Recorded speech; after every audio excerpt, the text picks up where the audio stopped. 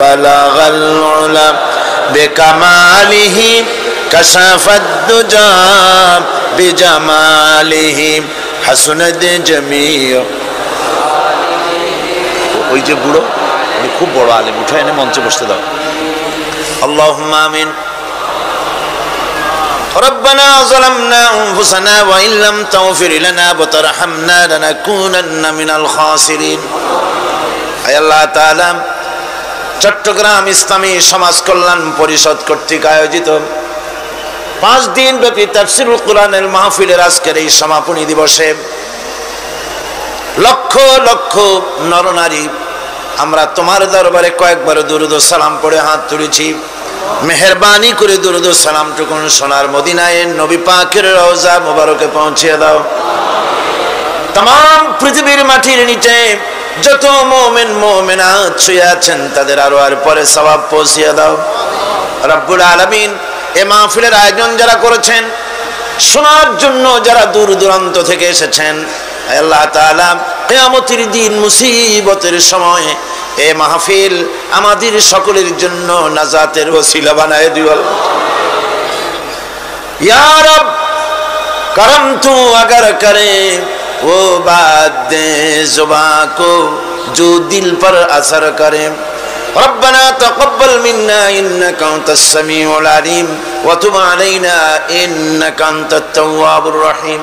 सुब्हान रब्बिका रब्बिल इज्जति अम्मा यसिफून व सलामुन अलल मुरसलीन अल्हम्दुलिल्लाहि रब्बिल आलामीन। সম্মানিত সভাপতি, হাজারাত উলামায়ে কিরাম,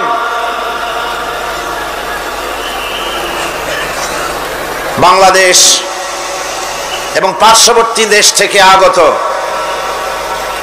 সম্মানিত ভাইয়েরা, পর্দার আড়ালের সম্মানিতা বোনেরা, প্রিয় সাংবাদিক বৃন্দ, আমরা আল্লাহ রব্বুল ইজ্জত ওয়াল জালাল তার দরবারে হৃদয়ের সবটুকুন আবেগ উজাড় করে, সবটুকুন শ্রদ্ধা একত্রিত করে শুকরিয়া আদায় করছি মনিবের, যিনি ওই বিশাল আকাশের মালিক, যিনি বিস্তীর্ণ এই জমিনের মালিক, যিনি পাহাড় পর্বত বন বনানী নদ নদী সমুদ্র মহাসমুদ্রের মালিক, কুল কায়নাতের মালিক। আমাদের আল্লাহ সুবহানাহু ওয়া তাআলার দরবারে বিনীতভাবে শুকরিয়া আদায় করছি, স্বতঃস্ফূর্ত কণ্ঠে বলছি আলহামদুলিল্লাহ। এটা হচ্ছে বায়সে রহমত, আল্লাহর কাছে করুণা পাওয়ার, বরকত পাওয়ার, রহমত পাওয়ার একটা উপকরণ। সকলের কিসমতে এটা হয় না। এমনও হয় এই চট্টগ্রাম থেকে শত শত মাইল দূর দিনাজপুর, রংপুর, বাংলাদেশের আর এক প্রান্ত থেকে লোকেরা শুনতে এসেছেন। প্রতিবেশী দেশ ভারত থেকে লোকেরা এসেছেন, বার্মা থেকে এসেছেন। আবার এমনও হয়েছে যে মাহফিলের একদম কাছে ঘর বাড়ি, মাহফিলে আসার কিসমত হয় নাই। এটা হলো একটা সৌভাগ্যের ব্যাপার, খুশকিসমতির ব্যাপার। তকদিরে না থাকলে এগুলো কেউ তকদিরে ঘষে দিতে পারে না। এটা একটি জান্নাতি মাহফিল, এটি একটি মোবারক মাহফিল, এটি জালসায়ে রহমানি। ওর থেকে শ্রেষ্ঠ মাহফিল আর কোনটা হতে পারে যে মাহফিলে বয়ান হয় আল্লাহ পাকের কালাম? এর থেকে শ্রেষ্ঠ মাহফিল তো আর হতেই পারে না। এ মাহফিলে কথা হয় আল্লাহর, কথা হয় তার রাসূল পাক সাল্লাল্লাহু আলাইহি ওয়াসাল্লামের। এর দ্বারা মানুষ হেদায়েত পায়। সুতরাং এখানে আসতে পারাটা সৌভাগ্যের ব্যাপার। আপনারা জানেন মক্কি জিন্দেগিতে রাসূল করিম সাল্লাল্লাহু আলাইহি ওয়াসাল্লাম এই কোরআন নাজিল হওয়ার পূর্বে যে অবস্থাটা ছিল, সেই মানুষগুলিকে সেই বর্বর সভ্যতা বিবর্জিত কুসংস্কারাচ্ছন্ন এই জাতিটিকে কিভাবে রাসূল করিম সাল্লাল্লাহু আলাইহি সাল্লাম কোরআন দিয়ে তাদের চরিত্রের কি বিরাট পরিবর্তন আনলেন। রাসূলের কাছে কোনো জাদুর কাঠি ছিল না, আলাদিনের কোনো প্রদীপ ছিল না, এমন কিছু ছিল না যার ঘষা দিয়ে অথবা জাদুর ছোঁয়া দিয়ে মৃত্যুপ্রায় জাতিকে প্রাণ দিয়ে দিলেন, অন্ধ জাতিকে চক্ষুষ্মান করে দিলেন, জড় পদার্থগুলিকে দুনিয়ার শ্রেষ্ঠ মানুষ বানায় দিলেন। কি করে এটা হলো? কবি হালি বলেছেন, উতর কর গারে হেরা সে সুয়ে কওম আয়া, উতর কর গারে হেরা সে সুয়ে কওম আয়া, और एक नुस्खे कीमिया साथ लाया। হেরা পাহাড় থেকে নেমে এলেন সরওয়ারে দো আলম সাল্লাল্লাহু আলাইহি ওয়াসাল্লাম, হাতে নিয়ে আসলেন একটা পরশ পাথর, কিমিয়া, এমন পরশ পাথর নিয়ে এলেন যার ছোঁয়া লেগে, যার স্পর্শ লেগে লোহাগুলি সোনা হয়ে গেল। সুবহানাল্লাহ পড়েন, সুবহানাল্লাহ পড়েন। পরশ পাথরের খাসিয়ত হচ্ছে, পরশ পাথর যদি লোহায় লাগে, লোহা কি হয়ে যায়? স্বর্ণ হয়ে যায়।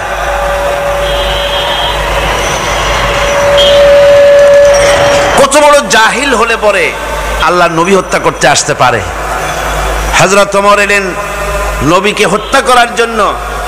সেই হযরত ওমর এই ওহীর জ্ঞানের সংস্পর্শে আসার সাথে সাথে আল্লাহ পাক তার মর্যাদা এত বাড়ালেন, নবীজি বললেন আমার পরে তো কেউ নবী হবে না, যদি কেউ হতো অবশ্যই ওমর নবী হয়ে যেতেন। সুবহানাল্লাহ বিহামদিহি। হযরত ওমরকে অধপতনের অতল তলদেশ থেকে মানবতার শীর্ষে, চরিত্রের শীর্ষে কে পৌঁছে দিল? এই ওহীর জ্ঞান এর পেছনে কাজ করেছিল, এ কোরআন কাজ করেছিল। আল্লাহর প্রতি ঈমান মানুষকে দীনতা থেকে, হীনতা থেকে, নীচতা থেকে উদ্ধার করে মর্যাদার উচ্চ শিখরে আরোহণ করিয়ে দেয়। সে অন্যের নিকটে হাত পাতত, সে গাছের সামনে মাথা নত করত, সে পাথরের সামনে মাথা নত করত, সাপকে ভয় পেত, সাপকে পূজা করত। কিন্তু যখন এই মানুষটি আল্লাহর উপরে ঈমান আনলো, যখন এই মানুষ পড়ল লা ইলাহা ইল্লাল্লাহু মুহাম্মাদুর রাসূলুল্লাহ, জোরে পড়েন না, লা, মাইকটা আমার কানে আওয়াজ আসে না, কি জোরে আওয়াজ হচ্ছে, সেই জন্য আমার অসুবিধা হচ্ছে। এমন হওয়া উচিত যাতে আমি শুনতে পাই। এই কালেমা যখন পড়ল তখন সে নিজেকে চিনতে পারল, সে বুঝতে পারল যে আমি যাদের সামনে মাথা নত করি, যাদের সামনে আনুগত্য করি, এগুলি তো আবার আরেকজনের গোলাম। আল্লাহ রাব্বুল আলামিন কোরআনে কারীমের মধ্যে বলেছেন, ইয়াবতাগুনা ইলা রাব্বিহিমুল ওয়াসিলা। আল্লাহ পাক বলেন, যারা নাকি মানুষগুলি যার সামনে মাথা নত করে, যাদেরকে প্রভু বলে, দেবতা বলে, উচ্চ শক্তি সম্পন্ন মনে করে যাদের পেছনে ঘুরে, যাদের কাছে হাত পাতে, তারাই তো আবার আল্লাহর কাছে যাওয়ার জন্য ওসিলা তালাশ করে। সুতরাং তার ভুল ভেঙে যায়, সে তখন দেখতে পায়, সে তখন বুঝতে পারে যে একজন এমন শক্তি আছে, একমাত্র তার কাছেই মাথা নত করতে হয়, আর কারো কাছে করা যায় না। কোরআনে কারীম বলছে, ইন্নাল্লাযীনা তাদউনা মিন দুনিল্লাহি ইবাদুন আমসালুকুম। আমি আল্লাহকে বাদ দিয়ে তোমরা যার অনুসরণ করো, আমি আল্লাহকে বাদ দিয়ে তোমরা যাকে ডাকো, নিজের হাজাত পুরা করার জন্য, নিজের উদ্দেশ্য পুরা করার জন্য, মনস্কামনা পূর্ণ করার জন্যে আমি আল্লাহরে বাদ দিয়ে যাদের ডাকো ওরা তোমার মতো আমার গোলাম। তুমি যেমন আমার গোলাম, ওটাও আমার গোলাম। তুমি সূর্যের পূজা করো, সূর্য তো আমার গোলাম। তুমি চাঁদের পূজা করো, চাঁদ তো আমার গোলাম। তুমি তো গরু পূজা করো, গরু আমার সৃষ্টি। তুমি তো মাটি দিয়া তৈরি করা মূর্তি বানাইয়া পূজা করো, মাটি তো আমার বানানো। তুমি কাঠ দিয়া পাথর দিয়া মূর্তি বানাও, এগুলির সামনে মাথা নত করো, ওগুলি তো আমার কাঠ আমার পাথর সব আমার। আর আমার গোলামগুলির সামনে তুমি নিজে গোলামি করার জন্য মাথা পেতে দাও, ওই গোলাম তোমার কোনো উপকার করতে পারবে না। সুতরাং আত্মমর্যাদা সৃষ্টি হয়ে যায়, শখসিয়ত পয়দা হয়, পার্সোনালিটির সৃষ্টি হয়। ইমানের এটা সবচাইতে বড় উপকার। মানুষ হীনতা থেকে, নীচতা থেকে তাকে ঊর্ধ্বে উঠায় আনা হয়। মানুষ দেখতে পায়, যদি চোখ থাকে, যদি আকল থাকে, তাহলে দেখতে পায় যেগুলির সামনে তারা মাথা নত করে ওগুলি নিজেরও কোনো উপকার করতে পারে না, অন্যকে উপকার করা তো দূরের কথা, অপরের উপকারও সে করতে পারে না। একবার আল্লাহ নবীর কাছে এক মুশরিক এসেছিলেন। একজন মুশরিক এসেছে একটা ভাঙ্গা মূর্তি নিয়ে এসেছে। হুজুর বললেন, তোমার মূর্তি ভাঙ্গা কেন? লোকটি বলল, হুজুর এটা হচ্ছে আমার খোদা, এইটারই নিয়ে আমি সব সময় থাকি যাতে সব রকমের বিপদ থেকে আমি বাঁচতে পারি। প্রতিমধ্যে আমার পেশাব পায়খানার হাজত হলো, এই মূর্তিকে আমি রাস্তায় দাঁড় করায় রেখে চলে গেলাম। পেশাব পায়খানার কাজ শেষ করে এসে দেখি যারে আমি খোদা বলি, যে আমার যে বিপদ দিয়ে বাঁচাবে, তার মাথা থেকে পা পর্যন্ত একদম ভিজা। ভাবলাম নিশ্চয়ই কোনো বরকতের পানি ছাড়া আর কি হতে পারে। এটাকে বরকতের পানি মনে করে আমি যখন চাটা আরম্ভ করলাম, চাটতে গিয়ে দেখি কেমন টক টক লাগে, আর একটা উদ্ভট উৎকট একটা দুর্গন্ধ, অ্যাসিডের মতো ঝাঁঝালো গন্ধ। জিনিসটা কি? চিন্তা করলাম, পানিটা যদি বরকতের হবে তাহলে তো এই রকমের গন্ধ হওয়া উচিত না। পরে এদিক ওদিক তাকায় দেখি দূরে একটা কুকুর দাঁড়ানো আছে, আর তার নিচের থেকে পানি টপকাচ্ছে। তখন বুঝলাম যে এটা কোন বরকতের পানি। কয়, হুজুর মেজাজটা খারাপ হয়ে গেল, ঠ্যাংটা ধরে একটা আছাড় মারলাম। কুত্তার পেশাব দিয়া তুই নিজেরে বাঁচাইতে পারিস না, আমারে বাঁচাবি কেমনে? ওর জেহেন খুলে গেছে। হুজুর সাল্লাল্লাহু আলাইহি ওয়াসাল্লাম হেসে দিলেন। হাদিস শরীফে এসেছে, এই একদিন হুজুর হেসেছিলেন যখন তার দন্ত মোবারক সব বিকশিত হয়েছিল। হুজুর বলছেন, আমার কাছে কেন এসেছো তোমার এই ভাঙ্গা খোদারে নিয়ে? লোকটি বলছে, হুজুর আমি বুঝতে পেরেছি, আমি তো ভুলের মধ্যে ডুবেছিলাম, আমি বুঝতে পেরেছি এগুলি তো আসলে কিছুই না, আমি সত্যের সন্ধানে এসেছি, সত্যের আলোকে আমাকে পৌঁছে দেন। নবীজি পড়লেন, পড়ো লা ইলাহা ইল্লাল্লাহু মুহাম্মাদুর রাসূলুল্লাহ। এরা আপনাকে কি সাহায্য করবে? ও তো নিজের সাহায্যই করতে পারে না। কথা ঠিক কিনা? জোরে বলেন, পারে না। নিজেরই নিজে বাঁচাতে পারে না, আপনারে বাঁচাবে কেন?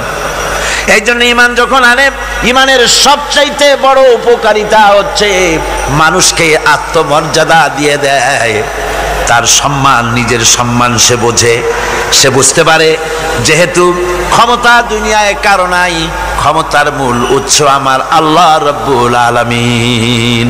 আল্লাহ পাক বলেছেন, আন্নাল কুওয়াতা লিল্লাহি জামিআ, সমস্ত ক্ষমতার উৎস কে? সন্দেহ আছে? আপনারা যেভাবে আল্লাহর নাম জিজ্ঞেস করলে যেভাবে বলেন, তাতে মনে হয় কিসের ফেব্রুয়ারিতে রোজা আসবে, রোজা এখনই শুরু হয়ে গেছে।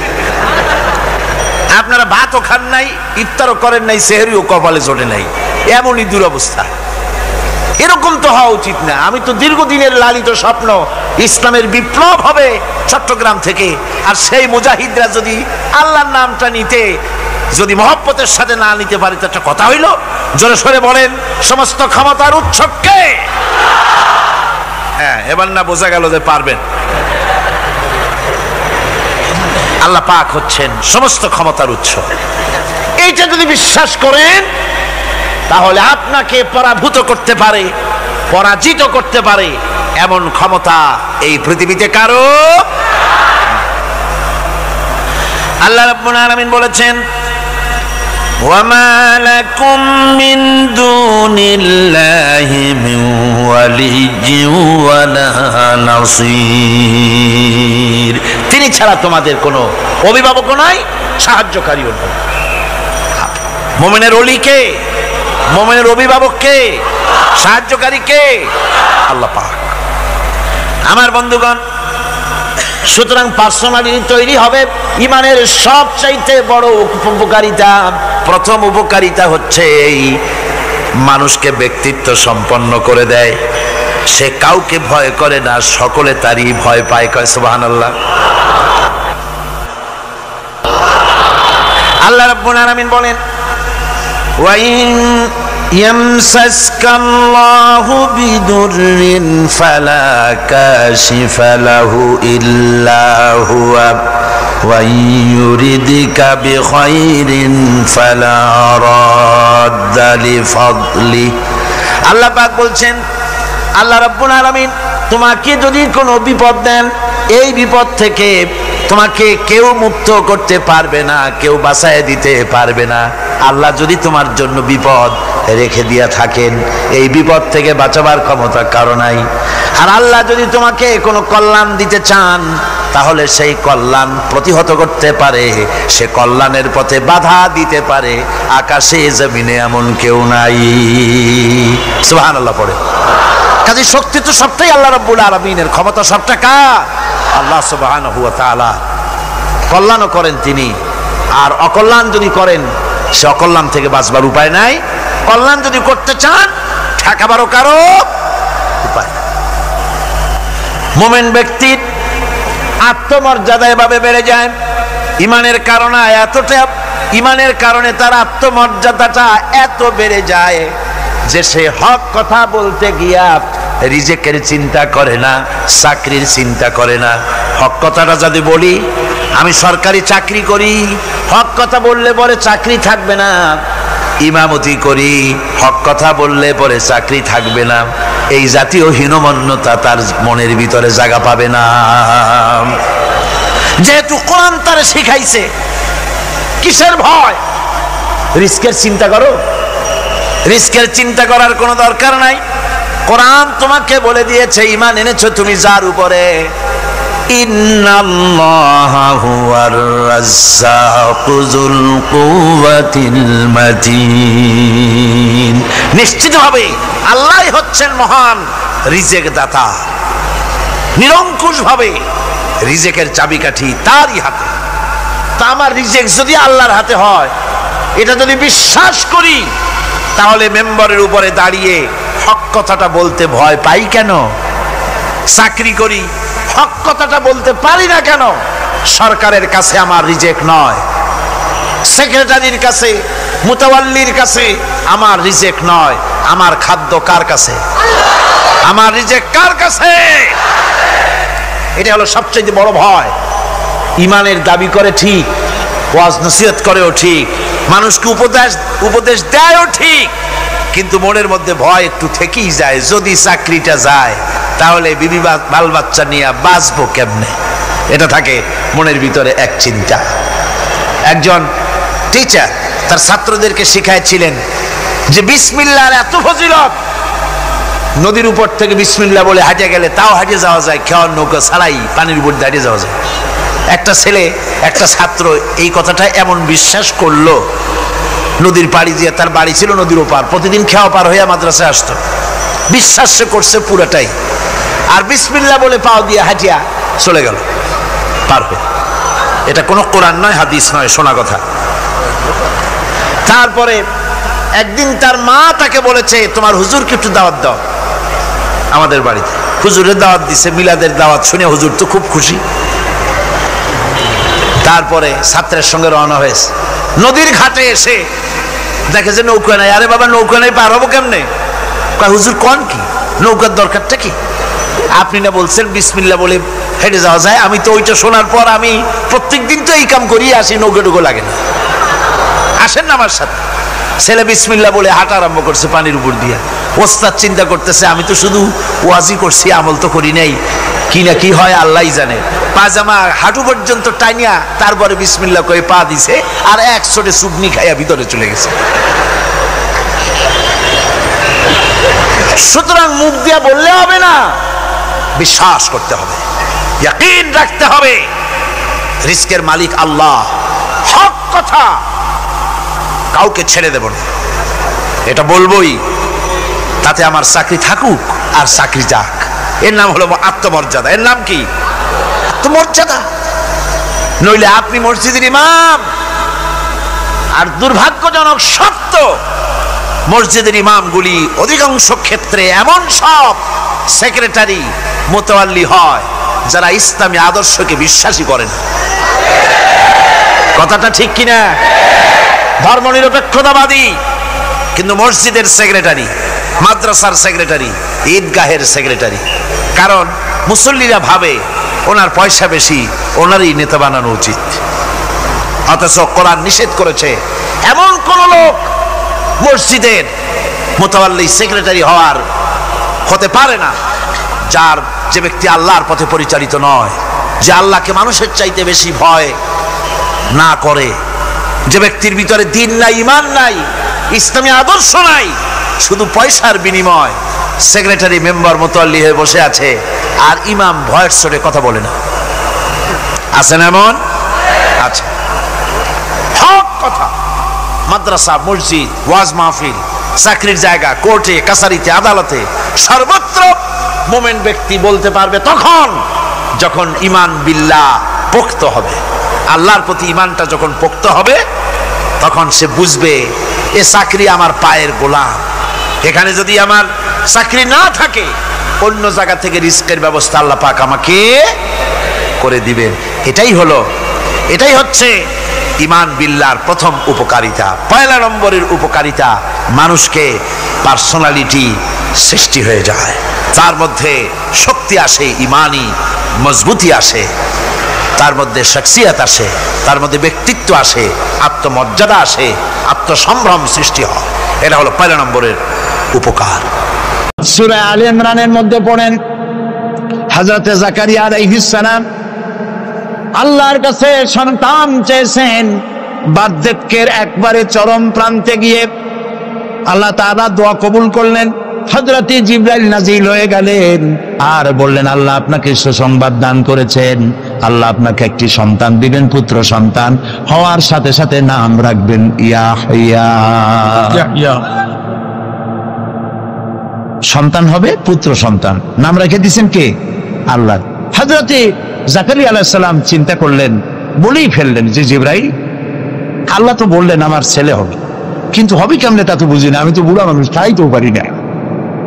বুড়ি আকির বন্ধা বাজা, তার বাচ্চা হবে কেন? সে বুড়ি, আমি বুড়া, কেমনে হবে? হযরত জিবরাইল তো কথা কবে না, কে না বললে? আল্লাহ তাআলা জবাব বললেন, একটা আয়াত বলে নাই, একটি শব্দ বলেছেন আল্লাহ তাআলা, কাদালিক, আমি যেভাবে চাই সেইভাবেই হবে। সুবহানাল্লাহ।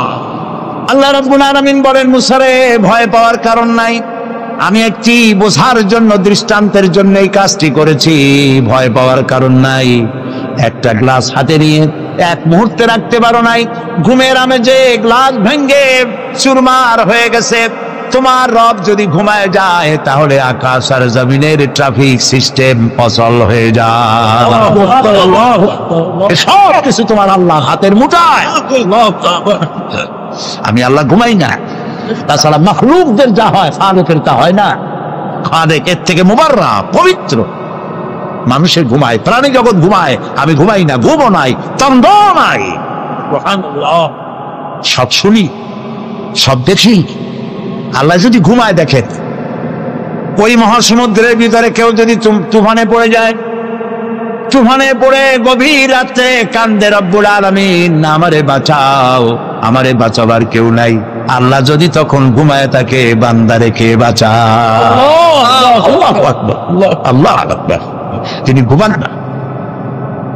আরশে আজিমে মেরাজের রাতে নবী করিম সাল্লাল্লাহু আলাইহি ওয়াসাল্লাম যখন ভয় পেয়ে গিয়েছিলেন সিদরাতুল মুনতাহায়, তখন বড় পীর সাহেব নাকি ডেকে বলেছেন, ভয় পাইয়েন না, আমি আপনার সাথে আছি।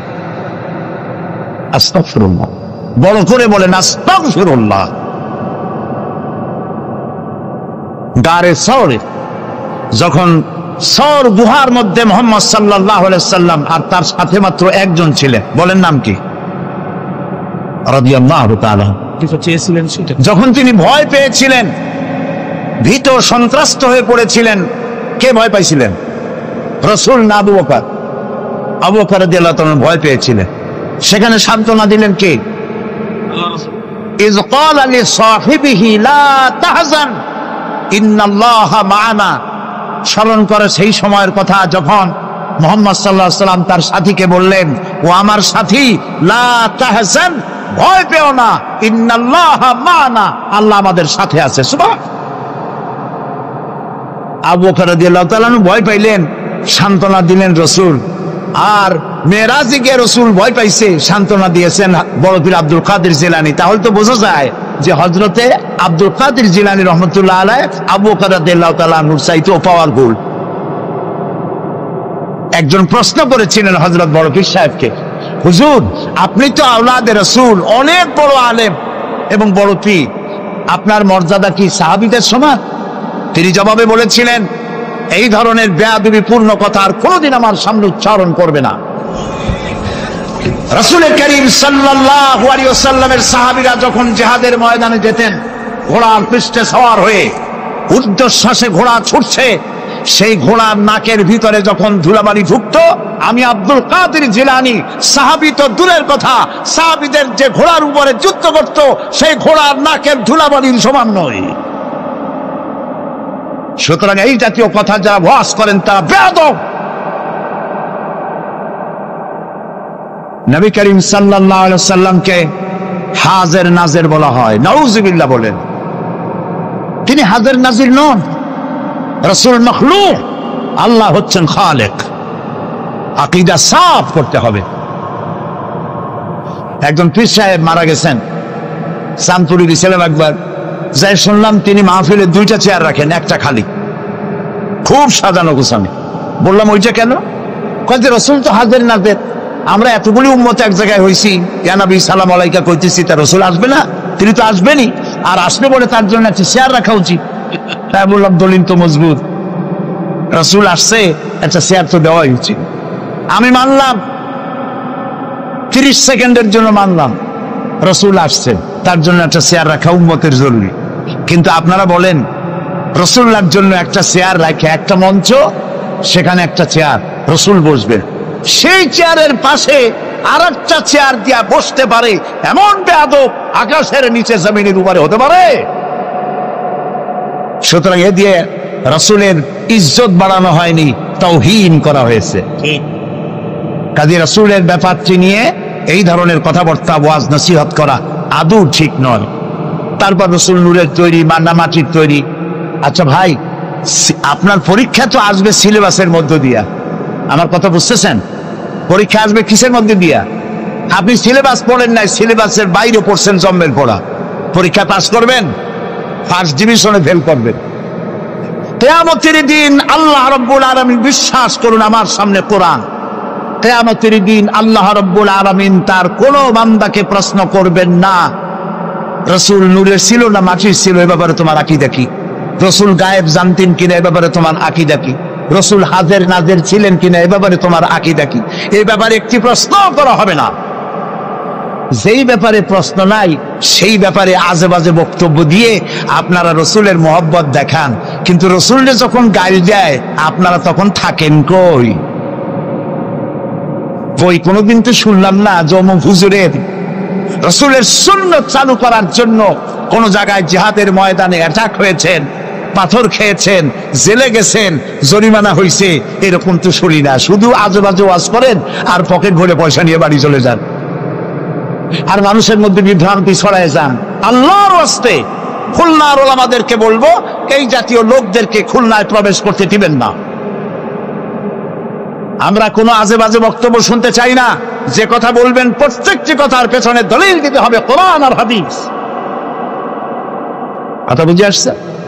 সুতরাং আকীদা সাফ করতে হবে। কারণ আল্লাহ রাব্বুল আলামিন বলেন, ওয়াকাদিমনা ইলা মা আমিলু মিন আমালিন ফাজআলনাহু হাবাআম মানসুরা।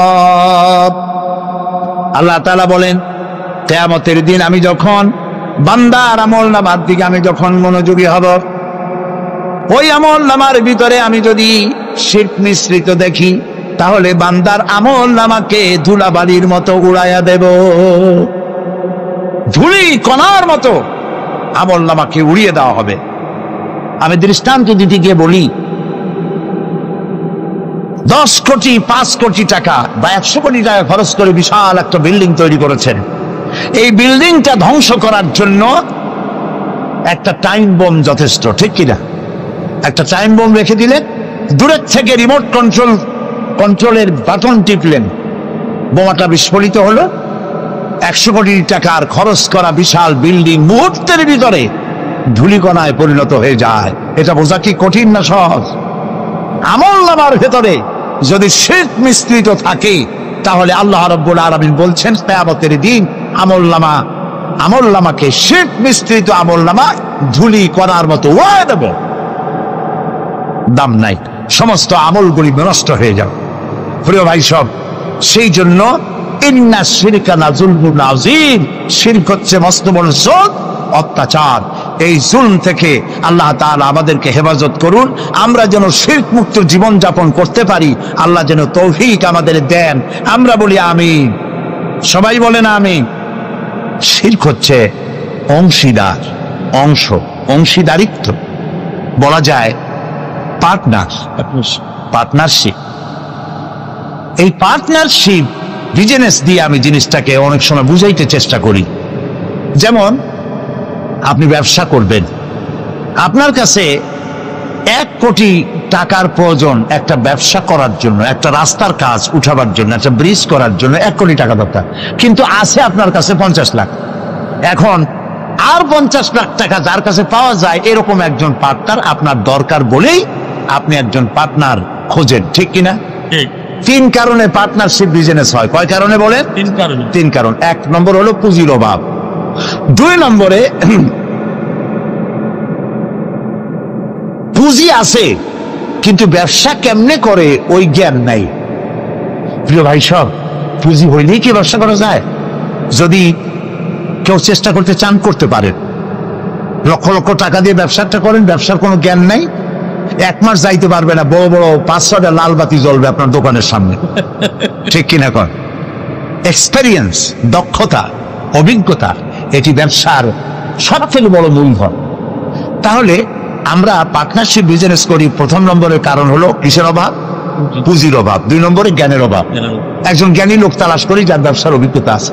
3 নম্বরে পুঁজিও আছে, ব্যবসার জ্ঞানও আছে, কিন্তু বুড়ো হয়ে গেছে, একেবারে হাঁটতে পারে না, কালাইতে পারে না, সোজা হইতে পারে না, কিন্তু ব্যবসা করার শখ। সেই জন্য একজন স্বাস্থ্যবান, আমানতদার, দিয়ানতদার, যোগ্য একজন লোক তিনি তালাশ করেন। তাহলে 3 কারণে পার্টনারশিপ বিজনেস হয়। কয় কারণ? খুব লক্ষ্য করেন। যারা শিরক করে আল্লাহ বরদাস্ত করেন না কেন? কারণ হচ্ছে এই 3 কারণের কোনো অভাব আল্লাহর কাছে আছে। একটা করে দেখি। প্রথমে পুঁজির অভাব। আল্লাহর কি পুঁজির অভাব আছে? আল্লাহ রাব্বুল আলামিন বলেন, লিল্লাহি মা ফিস সামাওয়াতি ওয়া মা ফিল আরদ, আকাশ আর জমিনের একচ্ছত্র মালিকানা আল্লাহর। আকাশ এ জমিন কার?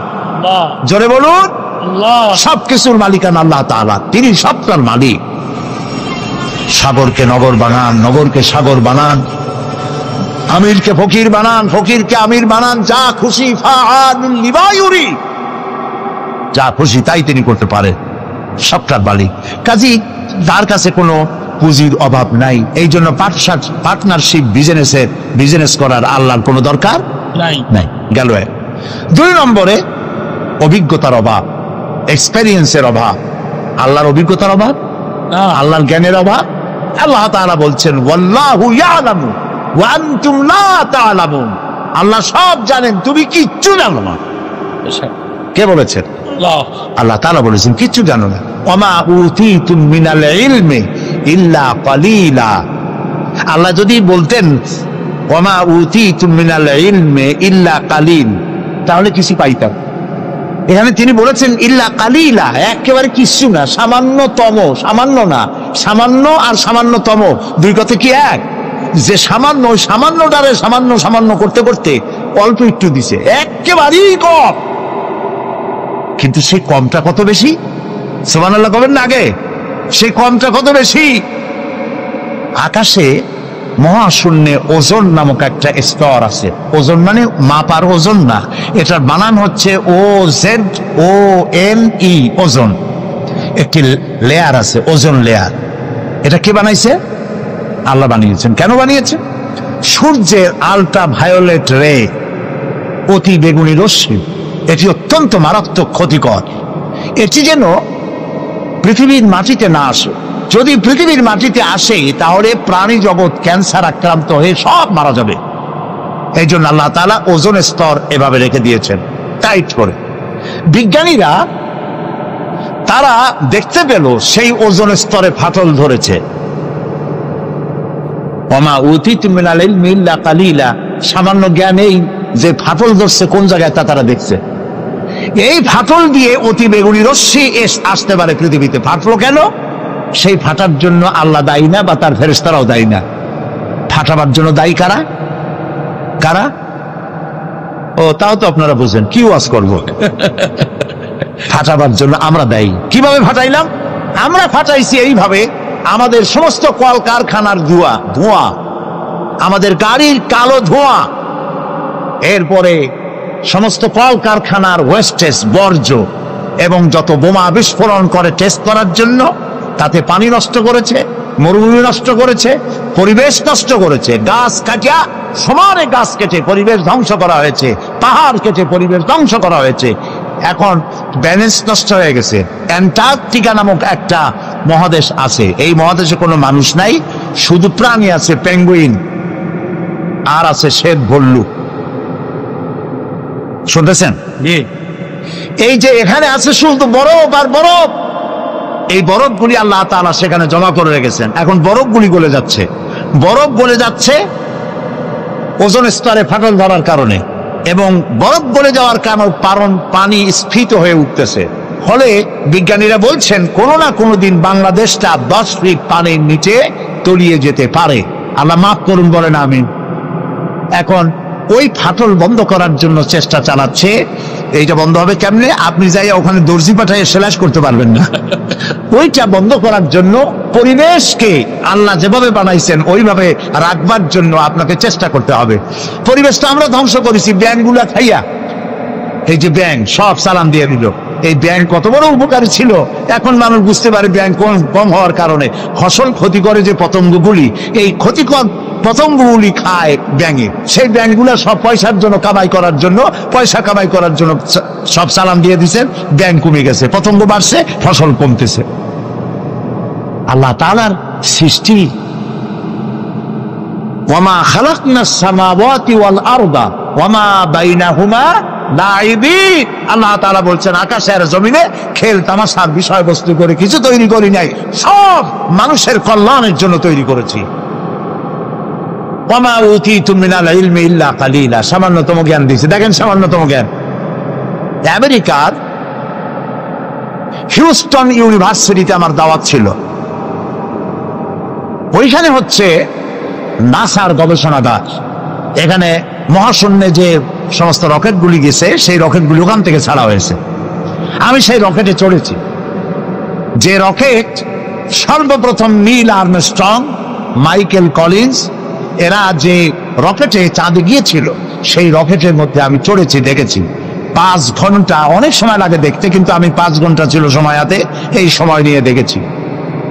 ওই যে মহাশূন্যে চলে গেল তারা, এই যাওয়ার জন্য রকেট যখন যায় তখন এই ধরনের জামা কাপড় পরে যেতে পারে না, কারণ মাধ্যাকর্ষণ শক্তি পার হয়ে যাওয়ার পর ওখানে আবার মাধ্যাকর্ষণ আছে। প্রত্যেকটি সৌরজগতের প্রত্যেকটি গ্রহ উপগ্রহের আলাদা আলাদা ল অফ গ্রাভিটেশন আছে। সুবহানাল্লাহ।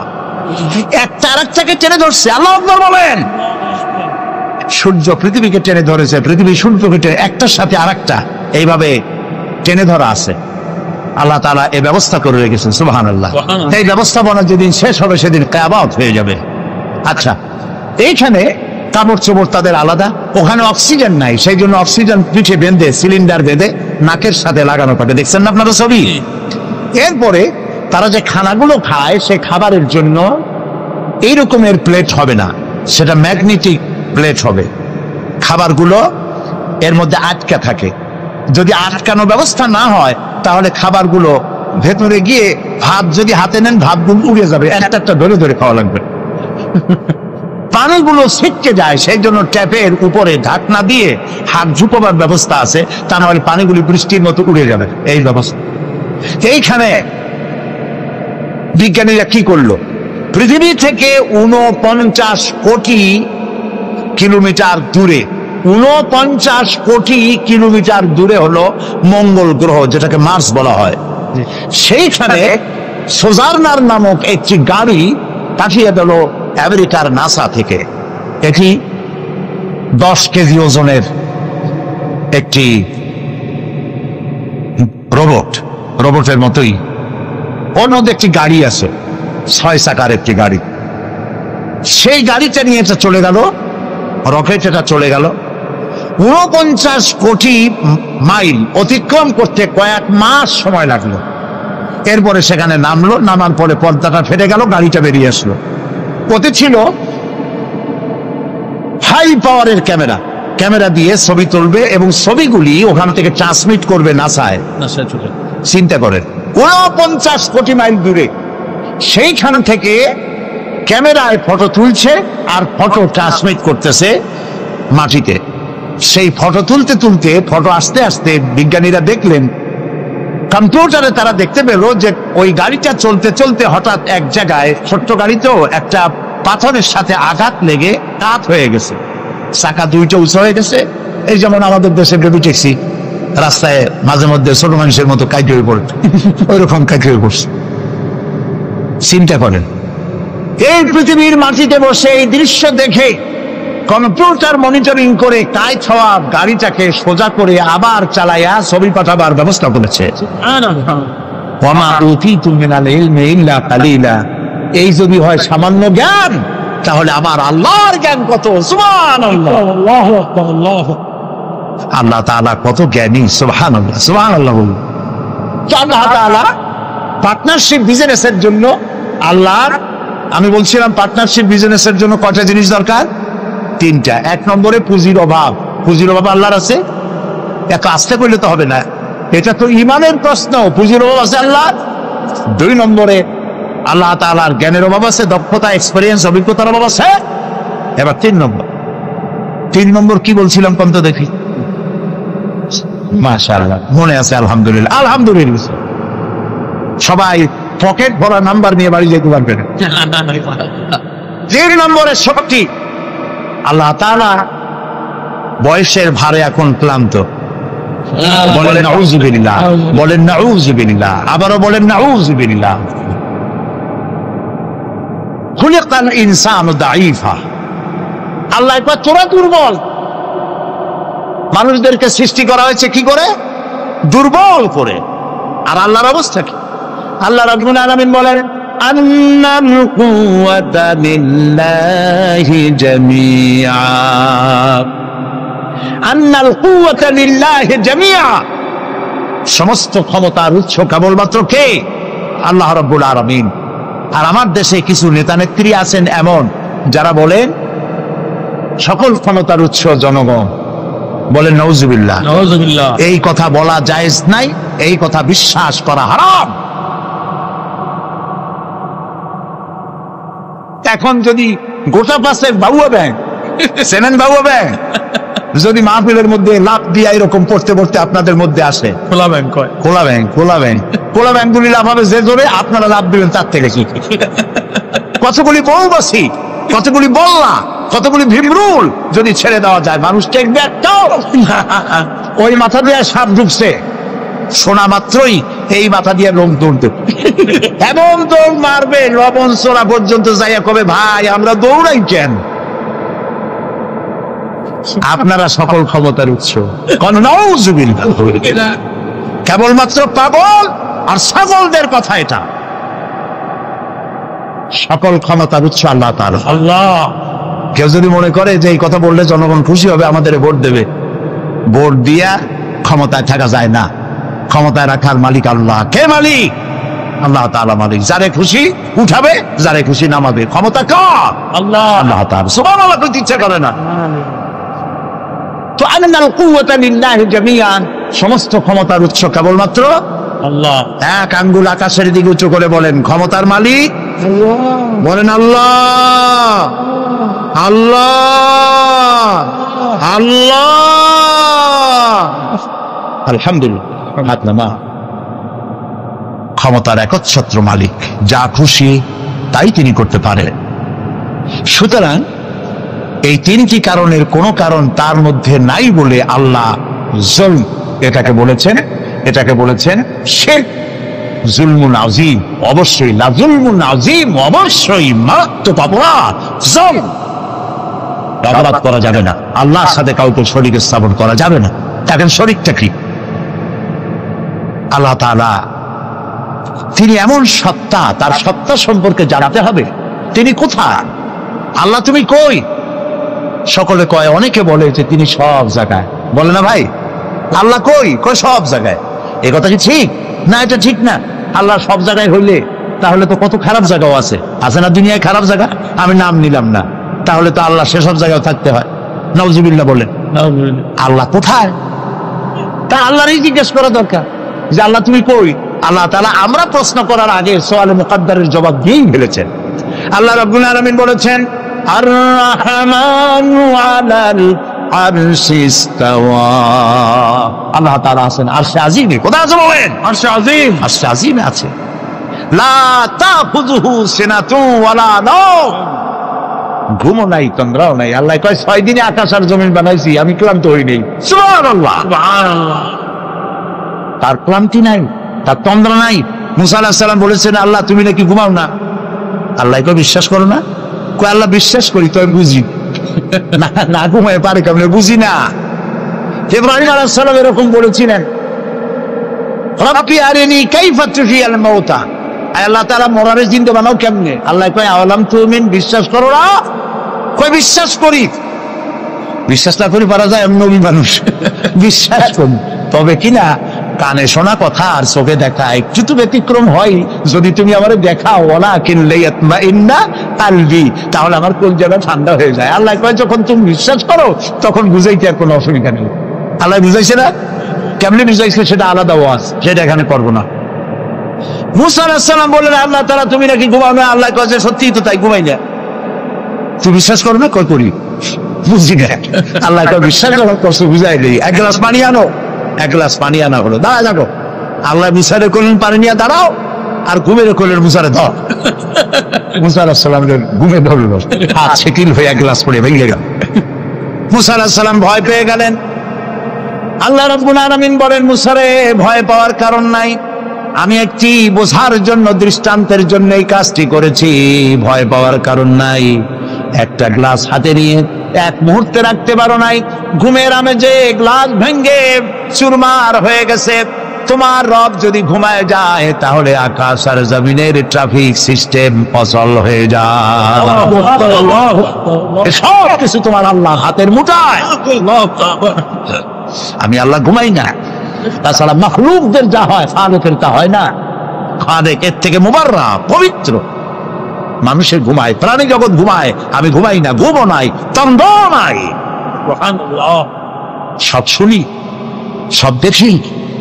আল্লাহ যদি ঘুমায় দেখেন, ওই মহাসমুদ্রের ভিতরে কেউ যদি তুফানে পড়ে যায়, তুফানে পড়ে গভীর রাতে কান্দে রব্বুল আলামিন, আমারে বাঁচাও, আমারে বাঁচাবার কেউ নাই। আল্লাহ যদি তখন ঘুমায় তাকে বান্দা রেখে বাঁচাও। আল্লাহু আকবার, আল্লাহু আকবার। তিনি ঘুমান না, তার শোনার মধ্যে কোনো সীমাবদ্ধতা নাই। আমার শোনার মধ্যে সীমাবদ্ধতা আছে। ওই মাহফিলের ওই কোণা থেকে কেউ আওয়াজ দিলে আওয়াজ এখানে আসবে না, ঠিক না? খুব জোরে চিল্লানি না দিলে এখানে আসবে না। তাহলে আমাদের শোনার মধ্যেও সীমাবদ্ধতা আছে। আল্লাহর এরকম আছে না? মহাসমুদ্রের অতল তলদেশে শৈবালের গায়ে লাগানো ছোট্ট একটি পোকা, যা মাইক্রোস্কোপ যন্ত্র ছাড়া দেখা যায় না, এমন ছোট্ট একটি পোকা যদি ক্ষুধার জ্বালায় চিৎকার মারে, নদীর ভিতরে কেউ শোনে না, জমিনে কেউ শোনে না, অন্তরিক্ষে কেউ শোনে না। আল্লাহ রাব্বুল আলামিন বলেন, ওই পোকার আওয়াজও আমি শুনতে পাই। সামিউন বাসীর, দেখতে পাই আর শুনতে পাই। সুবহানাল্লাহ। ওই আল্লাহর সাথে আপনি শিরক করবেন কেন? অর্থাৎ যা কিছু আল্লাহর কাছে পাওয়া যায় গায়েব থেকে, আবার কথাটা খুব বিষয়টা কঠিন, সেজন্য একটুখানি মন দিয়ে শুনতে হবে। যা কিছু, যেসব সাহায্য অদৃশ্য থেকে পাওয়া যায়, ওইগুলি আপনি অন্য কারো কাছে চাইতে পারবেন না। কিন্তু যা কিছু মানুষের কাছে পাওয়া যায় তা চাইতে পারবেন। আপনার ঘরে পেঁয়াজ নাই, মেহমান আসছে, ঘরে চিনি নাই, চা খাওয়া লাগবে। সেই জন্য আপনার বউ অথবা আপনার ছেলে মেয়ে যদি পাশের বাড়িতে পাঠান যে পাশের বাড়ি থেকে 1 কাপ চিনি নিয়ে আসো, আবার কিনে আমি তোমার ফেরত দেবো, এরকম করি না আমরা? আমার পরে মাঝে মধ্যে জায়েজ। বাড়ি বানাবো, আমার টাকায় কুলাচ্ছে না, 2 লাখ টাকা 5 লাখ টাকা ধার করা লাগবে, আপনি চাইতে পারবেন? জায়েজ আছে, নিশ্চয়ই জায়েজ আছে, হাজারবার জায়েজ আছে। জায়েজ নাই কোনটা? ওইটা জায়েজ নাই যেটা মানুষ দিতে পারেন। দিতে পারে কে? আল্লাহ তাআলা। সেইটা মানুষের কাছে চাইতে পারবেন না। সে যেমন বিবাহ হয়েছে 8-10 বছর, বাচ্চা হয় না, এই বাচ্চা আপনি কোন পীর সাহেবের কাছে চাইতে পারবেন না। এটা কোনো মাজারে গিয়ে চাইতে পারবেন না। এটা কোনো জিন্দা পীর অথবা কোনো মৃত্যু পীরের কাছে চাইতে পারবেন না। এবং এই উদ্দেশ্যে আপনি কোনো মানতও করতে পারবেন না কোনো পীরের নামে, কোনো মাজারের নামে। কথা কি বুঝে আসতেছে ভাই? কথা বুঝে আসতেছে? আল্লাহ রাব্বুল আলামিন বলেন, আমি কাউকে কন্যা দেই, কাউকে ছেড়ে দেই, কাউকে কন্যা দেই, কাউকে পুত্র দেই, কাউকে কন্যাও দেই, পুত্রও দেই, কাউকে কিছুই দেই না। সুবহানাল্লাহ। আল্লামা ইবনে কাসির এই আয়াতের ব্যাখ্যায় লিখেছেন, এই যে আল্লাহ তাআলা বললেন কাউকে কন্যা সন্তান দেই, কাউকে পুত্র সন্তান দেই, লক্ষ্য করুন এই আয়াতের ব্যাখ্যায় আল্লামা ইবনে কাসির রাহমাতুল্লাহ আলাইহি লিখেছেন, যেই দম্পতির প্রথম হয় কন্যা সন্তান তারা বরকতপূর্ণ, আল্লাহর রহমত তাদের উপরে। কারণ আল্লাহ পুত্র দিয়ে শুরু করেন না, আল্লাহ শুরুই করেছেন কন্যা দিয়ে। সুবহানাল্লাহ। আল্লাহ তো কথা বলেন নাই যে আমি কাউকে পুত্র দেই, কাউকে কন্যা দেই। আল্লাহ শুরু করছেন কি দিয়া? কন্যা দিয়ে। এই জন্য যার কন্যা হয় আগে সে ভাগ্যবতী। কিন্তু আমাদের কপাল খারাপ, পুরুষগুলা আশা করে ছেলে হবে, ছেলে হবে, যেই হলো মেয়ে মুখ কালো হয়ে যায়, শ্বশুর হয়ে যায়। নাউজুবিল্লাহ বলেন। প্রিয় ভাই সব, সন্তান চাইতে হবে কার কাছে? আল্লাহর কাছে। মানুষের কি খারাপ আকীদা, বলে কি আল্লাহর ধন খাজারে দিয়া আল্লাহ গেছে খালি হইয়া, কেউ ফেরে না খালি হাতে। আমি জানি, কিন্তু আমি টেস্ট করলাম। এই গান গাওয়া জায়েজ নাই, বিশ্বাস করাও কত বড় মারাত্মক কথা। আপনার কি চিন্তা করছেন? আল্লাহর ধন খাজারে দিয়া আল্লাহ গেছে খালি হইয়া, তাহলে আল্লাহর অবস্থা এখন তো খুবই করুণ। কিছু দরকার হলে খাজার কাছে দরখাস্ত করা ছাড়া জোরে কর নাউজুবিল্লাহ, নাউজুবিল্লাহ, কি মারাত্মক। আপনি যাচ্ছেন পীরের কাছে, খাজার কাছে বাচ্চা চাইতে। পীরেরা খাজারা বড় না নবীরা বড়? তাও তো আসতে কইলেন, নবীরা আসতে বলছেন এই কারণে বইপত্রে প্রায় লাগে 3 পয়গাম্বর, মনে হয় পীর আগে পয়গাম্বর পরে। এটা কি ভুল কথা? পৃথিবীর সব পীর, সব আলেম যদি এক জায়গায় হয়, একজন নবীর জুতার সমান হবে না। প্রিয় ভাই সব, সেই নবীর সন্তান নাই, নবী কানছে কার কাছে? আল্লাহ সূরা আলে ইমরানের মধ্যে পড়েন, হযরতে জাকারিয়া আলাইহিস সালাম আল্লাহর কাছে সন্তান চেয়েছেন। বার্ধক্যের একবারে চরম প্রান্তে গিয়ে আল্লাহ তাআলা দোয়া কবুল করলেন। হযরতে জিবরাইল নাজিল হয়ে গেলেন আর বললেন, আল্লাহ আপনাকে সুসংবাদ দান করেছেন, আল্লাহ আপনাকে একটি সন্তান দিবেন, পুত্র সন্তান।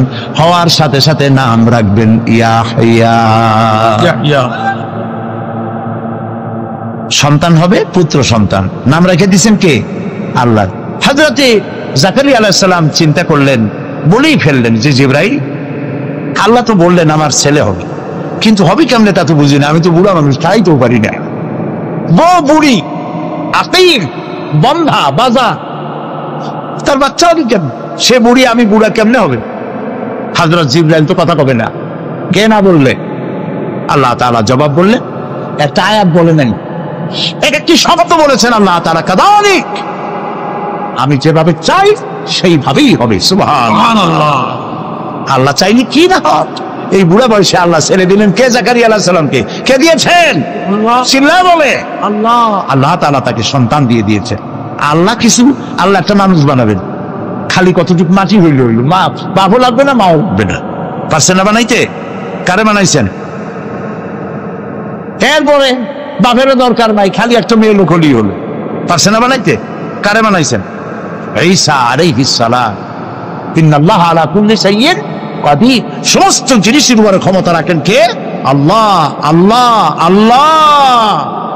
আমার মা বোনেরা যারা এসেছেন, আমার ভাইয়েরা যারা এসেছেন, ওয়াদা করুন মানুষের কাছে, কোন পীর সাহেবের কাছে, কোন হুজুরের কাছে এই মনের বাসনা রাখবেন না যে উনি আপনার আশা পূরণ করতে পারবেন। এই বাসনা রাখবেন না। পারবেন? এই মনটা, মন এরকম তৈরি করতে পারবেন? আল্লাহ যেন তৌফিক দেন, বলেন আমিন। মাজারে টাকা দিচ্ছে লোকেরা, আহারে মানত করে, আল্লাহ ছেলে যদি হয় খানজান আলী পীর সাহেবের কুমির ভাত খাওয়াই আসবো না, কি খাওয়াই? মুরগি খাওয়াই আসবে। আহারে। আচ্ছা আপনারা বলেন, কুমিরের মর্যাদা বেশি না মানুষের মর্যাদা বেশি? আরে গরিব মানুষের যদি এই দৃশ্য দেখে কান দিয়ে বলবে, আল্লাহ মানুষ না হইয়া খানজান আলীর দিকে যদি কুমির হইতাম তাও মুরগি খাইতে পারতাম। আস্তাগফিরুল্লাহ। আমরা বলি আস্তাগফিরুল্লাহ। আহারে কি কপাল পোড়া মুসলমান। বাইজিদ বোস্তামি রহমতুল্লাহ আলাইহির মাজার দেখলাম চট্টগ্রাম। ইতিহাস বলে না যে ওখানে ওনার মাজার আছে, একবার আসছিলেন, এটা আছে, কিন্তু মাজার আছে ইতিহাসটা বলে না। ওইখানে বড় একটা পুকুর, ওর মধ্যে আছে কচ্ছপ, বড় বড় কচ্ছপ, শ্বেতনা পড়ে গেছে গাছে। আহারে মুসলমান, মাথা একটু আমার চোখ দিয়ে দেখা, মুসলমান গাছলাই বসা কি বলে ছাগলের কলজিয়া, গরুর কলজিয়া কেটে কেটে নিয়ে গেছে কচ্ছপরে খাওয়ায়, আর কচ্ছপের পদমুচি করে, কচ্ছপের পায়ে হাত দিয়ে চুমা খায়। নাউজুবিল্লাহ। আহারে আশরাফুল মাখলুকাত আল্লাহ বানাইলো, ওয়ালাকাদ কাররামনা বানি আদম। আদম সন্তানকে সম্মান দিলাম, সেই সম্মানিত আদম সন্তান তারা গেল কসমের কদমুচি করতে। নাউজুবিল্লাহি মিন যালিক। দেখলাম গাছ, অনেকগুলি গাছ আছে, এই গাছে দূরের থেকে দেখলাম এত ফল। আমি বললাম যে এত ফল হয়েছে গাছে, কি গাছ? কাছে গিয়ে কি ফল? ফল টল না, ইট আর পাথর ঝুলানো। আমি জিজ্ঞেস করলাম যে ইট পাথর কেন, এগুলো কারা ঝুলাইছে? কয় যে ওই যে মেয়ে লোক আসে যাদের বাচ্চা হয় না, ওরা ইট আর পাথর ঝুলাইছে। আমি বললাম এর সিগনিফিকেন্স কি, এর দর্শনটা কি, ঝুলাইলে কি হয়? তা তাদের ধারণা গাছে ইট পাথর ঝুলাই ঝুলে যেমন একটা ভার, ওই রকম পেটের মধ্যে ভার হইতে হইতে বাচ্চা হয়ে যাবে। বলে বলে কোথায় গেছি আমরা, কোথায় চলে গেছি? বলেন নাউজুবিল্লাহ। প্রিয় ভাই সব, এইগুলি শিরক, এই শিরক থেকে বাঁচতে হবে। চাইতে হবে কার কাছে? সবাই বলেন খেতে দেওয়ার মালিককে, পড়তে দেওয়ার মালিককে, হায়াতের মালিককে, মতের মালিককে, হাসাবার মালিককে, কাঁদাবার মালিককে, সব কিছুর মালিককে। আল্লাহ নবী তাই বলেছেন, ওয়াইজা সাআলতা ফাসআলিল্লাহ ওয়াইজা ইসতাআনতা ফাসতাইন বিল্লাহ। কিছু চাইতে হইলে আল্লাহর কাছে, কিছু বলতে হলে আল্লাহরে বলো, কিছু চাইতে হলে আল্লাহর কাছে চাও। ইয়াকা নাবুদু ওয়া ইয়াকা নাস্তাঈন। সূরা ফাতিহার মধ্যে সারা জীবন পড়লাম, আয় আল্লাহ তোমারই গোলামি করি, তোমার কাছে সাহায্য চাই। একবার কাবা শরীফে মসজিদুল হারাম নামাজের ইমারতি করতেছিলেন খতিব আশ-শাইখ সৌদ আশ-শুরাইন সুবহানাল্লাহ, কি তেলাওয়াত আল্লাহ তাদের জবানে দিয়েছেন। সুবহানাল্লাহ বল। সুবহানাল্লাহ। আল্লাহ তাদের হায়াত দারাজ করুন, বলেন আমিন। আমি খুলনার যারা ধনাঢ্য ব্যক্তি তাদেরকে বলি, হস্ত জীবনে করবেনি একবার, পয়সা যদি থাকে তাহলে ব্যাংকক, সিঙ্গাপুর, হংকং, হাবিজাবাই জায়গায় দৌড়াদৌড়ি না করিয়া রমজান মোবারকে উমরা করিয়েছে। রাসূলুল্লাহ বলেছেন রমজান মোবারকে যে উমরা করলো সেজন্য আমার সাথে হজ আদায় করলো। যাই দেখেন কি মজা, আরে নামাজ পড়তেছে, কয়েক বছর আগের কথা, ইমাম সূরা ফাতিহা পড়তেছেন, ইয়াকা নাবুদু ওয়া ইয়াকা নাস্তাইন পর্যন্ত গিয়ে আটকে গেছে, বারবার পড়তেছে ইয়াকা নাবুদু ওয়া ইয়াকা নাস্তাইন, কান্নার রং পড়ে গেছে গোটা হারামে। আমার জীবনে সূরা ফাতিহার এই জায়গায় এসে এত কান্দাকাটি জীবনে আমিও করি নাই। গোটা হারাম জুড়ে কান্নার রোল পড়েছে কাবা শরীফ সামনে, আল্লাহ সাক্ষী করে পড়তেছি ইয়াকা নাবুদু, আল্লাহ তোমার গোলামি করি, তোমার কাছে সাহায্য চাই। সুবহানাল্লাহ ওয়া বিহামদি। এই গোলামিটা যদি ঠিক মতো হইতো আর সাহায্যটা যদি চাওয়া আল্লাহর কাছে ঠিক মতো হইতো, বুশের বাচ্চা বুশ মুসলমানদেরকে পিটাইতে পারতো না, শারনের বাচ্চা শারন মুসলমানদের গায়ে হাত দিতে পারতো না। কপাল পড়েছে, আল্লাহরে চিনি নাই, আল্লাহরে চিনি নাই। ওয়ামা কাদারুল্লাহ হাক্কা কাদরিহি, আল্লাহর যা মর্যাদা, আল্লাহর যা মান সম্মান ইজ্জত, সেই পরিমাণে আল্লাহর হক এবং সম্মান অনুযায়ী ইবাদত করতে পারি নাই। কোরআনের ওই মর্যাদা দিতে পারে না যেই মর্যাদা কোরআনের দেওয়া উচিত। তাবিজ লিখে লিখে কোরআনের প্রতি সেই শ্রদ্ধা আমরা নষ্ট করে দিয়েছি। তাই এক শ্রেণীর লোকেরা বলে কোরআন হলো পুরাণ, 1400 বছর আগের কোরআন মানুষের উপকার, অর্থনীতি, সমাজনীতি দিবে কি? কারণ আপনি তো অর্থনীতি সমাজনীতি পড়েন নাই, খালি তাবিজই তালাশ করছেন। কোন জায়গায় তাবিজ পাওয়া যায়? কি সব তাবিজ দেখে, লাল কালি ধান্দা কেমনে লাগায় দেখেন, টিউবওয়েলের পানি, কলের পানি, ড্রেনের পানি, সালার পানি, ব্যাবের পানি, খালের পানি, 7 জায়গার পানি, জাফরানের কালি, এগুলো আনিয়া তারপরে দাগ দেয়। কতগুলো লাল লাল দাগ দিয়া 1233, 1793, 612, 1117 সব হাবিজাবি। এরপরে কত ফেরেশতাদের নাম রাখে, তারপরে লেখে ইয়া তেকমির, ওই যে কুকুরের নাম, হ্যাঁ জিবরাইল তো আছে, কুকুরের নাম রাখে। তারপরে কাপসা তাইতুস, এরপরে কি ধানের তুষ, এই সমস্ত দিয়ে চিয়া কতগুলি নাম টাম দিয়ে তাবিজ বানায়। নাউজুবিল্লাহ। আবার ওই যে 40 কি চেহেল কাপ, চেহেল কাপ, কাফাকা কাফাকা কামাকা কুকুকু, কুকুর কুকুর জাতীয় চেহেল কাপ, কুমকুমিয়া হাবিবি, কোথায় পাইছি আল্লাহ জানে, কোনো হাদিসে নেই। শাইখুল হাদিস হযরত মাওলানা মনোয়ার হোসেন মাদানী বসে রাখেন, আমি যদি ভুল বলি বলে দিই, আজানি কোনো হাদিসে রাসূলুল্লাহ তাবিজের অনুমতি দেন নাই। হযরতে আব্দুল্লাহ ইবনে মাসউদ রাদিয়াল্লাহু তাআলা আনহু এবং হযরতে হুযায়ফা রাদিয়াল্লাহু তাআলা আনহু সহ অসংখ্য সাহাবী ছিলেন যারা তাবিজকে শিরক বলেছেন, জায়েজ বলেন নাই, শিরক বলেছে। এরপরে গ্রামে দেখছি কলার ফেতরা, কলার পাতা শুকায় গেলে ওটা কি কয়, বাসনা কয়, বাসনা বলে, ফেতরা বলে। ওগুলো কৃষকদের কাছে নিয়ে যায়, তারপর কলার ফেতরায় গির দিয়া এরপরে মানুষের গলায় মান দেয়। আরে মানুষ কি ছাগল? ওয়ালাকাদ কাররামনা বানি আদম, আল্লাহ বানাইলে কি সম্মানিত, ওরে ফেতরার খোল বাঁধে দেয় গলায়। আস্তাগফিরুল্লাহ, আস্তাগফিরুল্লাহ। কিছু কিছু বাচ্চা দেখা যায়, ছোট ছোট বাচ্চা এতগুলো তাবিজ, হাঁটতেও পারে না। আমি চিন্তা করছি বাচ্চা যদি কথা কইতে পারত, বাচ্চা কইতেছে আল্লাহ কি অপরাধ করছি, মায়ের পেটে তো ভালোই ছিলাম, এই দুনিয়া আসার পরে এতগুলো তাবিজ দিছে আমার গলা। এরপরে আজমিরের সুতা, লাল সুতা, কালো সুতা, পীর সাহেবদের কাছে সুতা নিয়ে যায়, ওরা সুতায় ফু দেয়, ফু দেয় গিরে দেয়, ফু দেয় গিরে দেয়। আহারে, একদম জায়েজ নাই, এগুলো ব্যবসা। প্রিয় ভাই সব, রাসূলুল্লাহ এই কাজ করেন নাই, একজন সাহাবীও তাবিজ লেখেন নাই। ঝাড়ফুঁক জায়েজ, এর অনেক হাদিস আছে, ঝাড়ফুঁক জায়েজ আছে, রাসূলুল্লাহ নিজে করেছেন, ঝাড়ফুঁক করেছেন। আর ঝাড়ফুঁকের জন্য 2টি আলাদা সূরা আল্লাহ তাআলা নাযিল করে দিয়েছেন, মাওয়াজাতাইন, সূরা ফালাক, সূরা নাস। হাদিস শুনুন, রাসূলুল্লাহ বলেছেন সূরা ফালাক, সূরা নাস সকালে 3 বার আর রাতে 3 বার পড়ে হাত দুটো এরকম করে ফু দিয়া, সেই 2টি হাত গোটা শরীরে তেল ডলে যেরকম, ওইরকম করে গোটা শরীরে যে করবে, শয়তানের দুষ্ট জিন এবং দুষ্ট মানুষের সকল প্রকারের অনিষ্টতা থেকে আল্লাহ তাকে হেফাজত করবেন বলেছেন রাসূল করিম সাল্লাল্লাহু আলাইহি ওয়াসাল্লাম। সুতরাং প্রিয় ভাই সব, তাবিজের কাছে আল্লাহর রাস্তায় যাবেন না আর শিরক করবেন না। আল্লাহ তাআলা বলেছেন আলাইসাল্লাহু বিকাফিন আবদা, আমি আল্লাহ, আমি আমার বান্দার জন্য যথেষ্ট নই? আপনারা কোন অবশ্যই যথেষ্ট, আপনারা বলেন অবশ্যই যথেষ্ট। সুতরাং এই কাজগুলির মধ্যে যাওয়া যাবে না, চাইতে হবে কার কাছে? আল্লাহর কাছে। নবী করিম সাল্লাল্লাহু আলাইহি ওয়াসাল্লাম হযরতে মুআজ রাদিয়াল্লাহু তাআলা আনহু রাসূলের পেছনে গাধার পিঠে বসা ছিলেন। নবী করিম সাল্লাল্লাহু আলাইহি ওয়াসাল্লাম বললেন, ইয়া মুআজ। তিনি বললেন, লাব্বাইক ওয়া সাদাই। রাসূলুল্লাহ আবার বললেন, ইয়া মুআজ। তিনবার। কয়বার? তিনবার। হযরত মুআজ বললেন, লাব্বাইক ওয়া সাদাই। হে রাসূল, গোলাম হাজির। রাসূলুল্লাহ জিজ্ঞেস করলেন, মুআজ তুমি কি জানো বান্দার উপর আল্লাহর হক কি আর আল্লাহর উপর বান্দার হক কি? তিনি বললেন, আল্লাহু আ'লামু ওয়া রাসূল। সাহাবীদের জবাব এরকমই ছিল, আল্লাহ এবং তার রাসূল ভালো জানেন। আরেকটা হাদিস মনে পড়ে গেল মাঝখানে, এইটা বলার আগে ওইটা বলিনি। রাসূলুল্লাহর কাছে একজন এসে বলল, শোনেন, রাসূলের কাছে একজন সাহাবী এসে বললেন, হে রাসূল, ওইটাই হয় যেটা আল্লাহ করেন এবং আপনি ইচ্ছা করেন, সেটাই তো হয়। আল্লাহ যেটা ইচ্ছা করেন আর আপনি যেটা ইচ্ছা করেন সেটাই তো হয়। রাসূলুল্লাহ সঙ্গে সঙ্গে ধমক দিলেন, কখনো এই কথা আর বলবে না। সেইটাই হয় যেটা আল্লাহ তাআলা ইচ্ছা করেন, এখানে আমাকে শরীক করো না। আমার ইচ্ছায় কিচ্ছু হয় না, সব হয় কার ইচ্ছায়? আল্লাহ তাআলা। সাথে সাথে রাসূলুল্লাহ তাকে সতর্ক করে দিয়ে,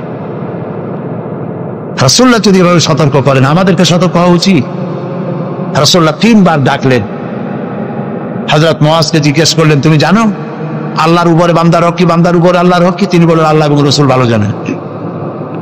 আল্লাহর নবী বললেন, মুআজ শোনো, আল্লাহর উপরে বান্দার হক হচ্ছে বান্দা আল্লাহর ইবাদতের মধ্যে কাউকে শরীক স্থাপন করবে না, এটাই হলো আল্লাহর উপরে বান্দার হক।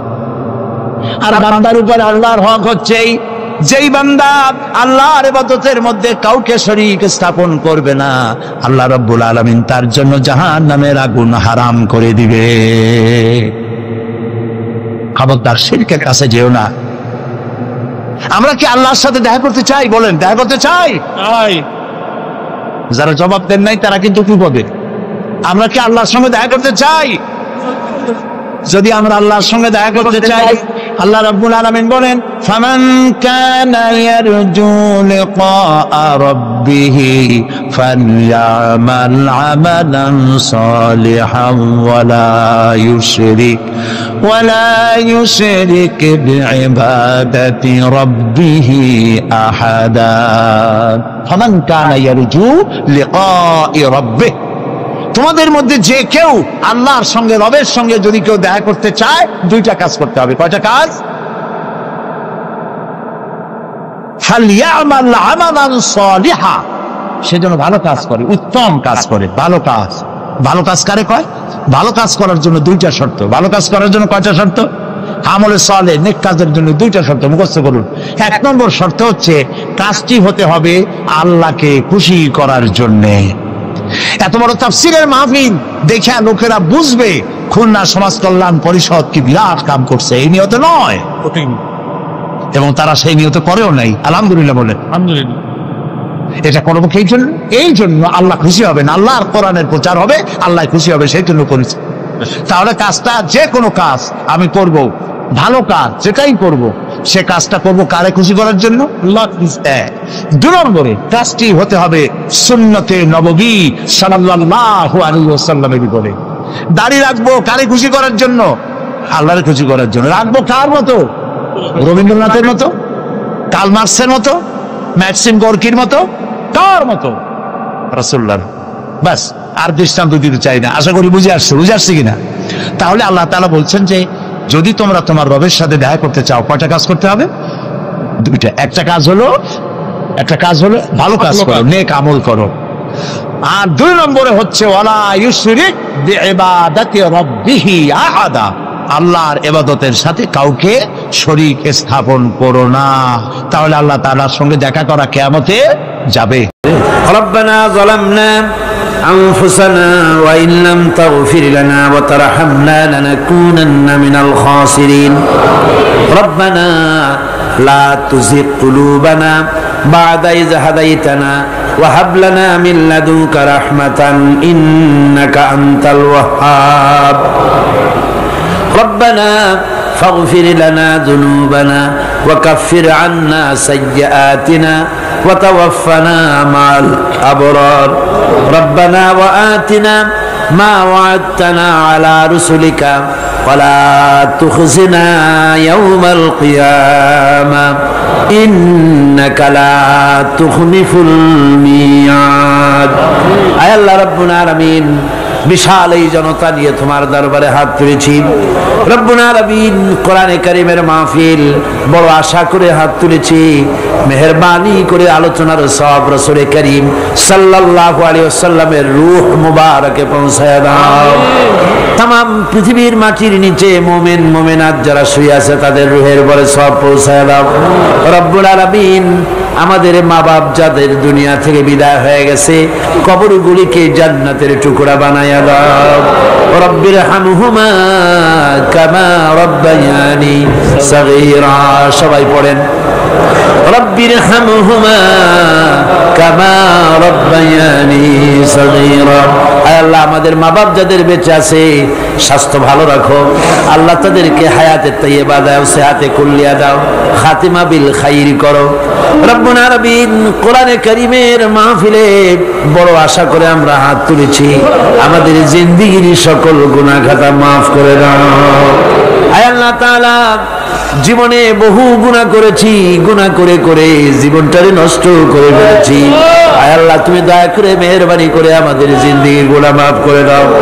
রব্বুল আলামিন না বুঝে সওয়াব মনে করে অনেক শিরক বিদআত আমরা করেছি মনে করেছি ওতে সওয়াব হবে আমরা বুঝি নাই আল্লাহ আমাদের ভুল বুঝানো হয়েছে নিজেরাও ভুল বুঝেছি এভাবে সওয়াবের নিয়তে শিরক বিদআত আমাদের মধ্য থেকে যা হয়েছে আল্লাহ দয়া করে তুমি আমাদেরকে ক্ষমা করে দাও আয় আল্লাহ আমাদেরকে দয়া করে শিরক এবং বিদআত মুক্ত জীবন যাপনের তৌফিক দিয়া দাও রব্বুল আলামিন এত বড় বিরাট তাফসীরুল কোরআন মাহফিল লক্ষ লক্ষ টাকার প্রয়োজন আল্লাহ টাকা পয়সার অভাব নাই রব্বুল আলামিন তুমি গানি আর আমরা ফকির আয় আল্লাহ এই শহরেতে এমন লোক আছে একজনই মাহফিলের খরচ দিয়ে দিতে পারে আল্লাহ তোমার বান্দাদের দিল তুমি নরম বানায়া দাও কোরআনের মাহফিল কোন বছর ঋণগ্রস্ত থাকে নাই এবারও যেন থাকে না আল্লাহ বাজের যা আছে তার চাইতে বেশি তুমি মেহেরবানি করে জোগাড় করে দাও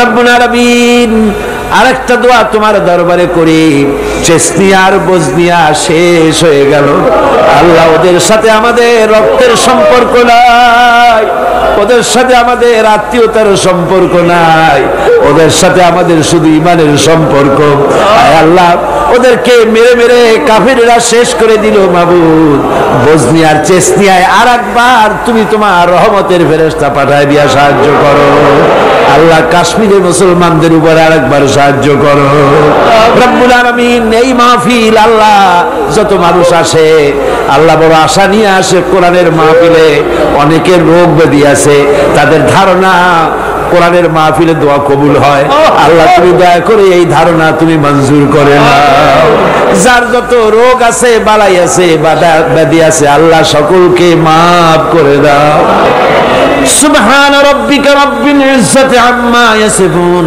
ওয়া সালামুন আলাল মুরসালিন আলহামদুলিল্লাহি রাব্বিল আলামিন ওয়াজআল আখিরা কালিমাতিনা ইনদাল মাউত লা ইলাহা ইল্লাল্লাহু মুহাম্মাদুর রাসূলুল্লাহ আসসালামু আলাইকুম ওয়া রাহমাতুল্লাহ